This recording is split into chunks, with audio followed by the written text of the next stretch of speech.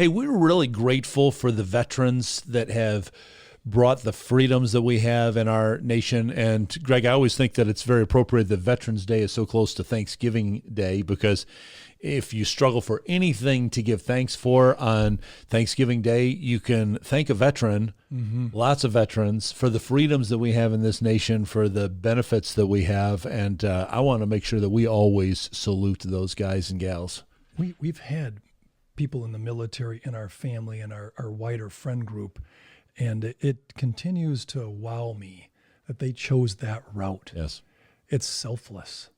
They're servant leaders, like your book. It's just amazing to me what they set aside, the commitment to the country, our Declaration of Independence, our Constitution. They responded in bravery. Sure.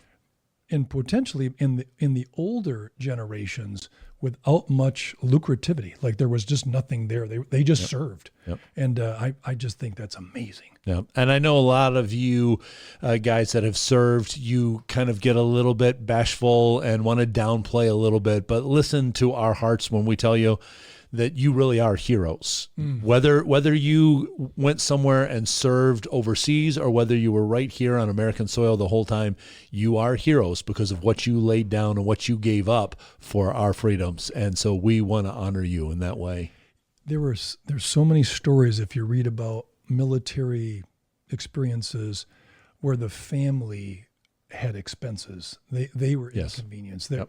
So I'm thinking of some stories where, he went away, she was pregnant, she raised the kid, and 2 years old, gets to meet the dad for the first time, just the timing of it. And there's a lot of those. It's like, wow, that's way beyond sacrifice. That's almost, losing some of your window, your chapter. And yet they did it for us. Yep.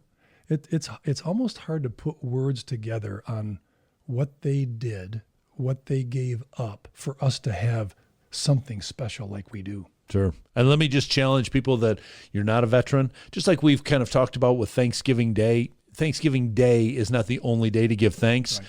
We shouldn't have just a Veterans Day and be the only day that we honor our veterans. So just like Greg mentioned, if you know somebody that they're serving someplace and there's a family member at home, how can you step in and help? How can you express your gratitude? How can you support those that are home as well? Maybe family members of those service members. Find ways to honor them, not only on Veterans Day, but all year long.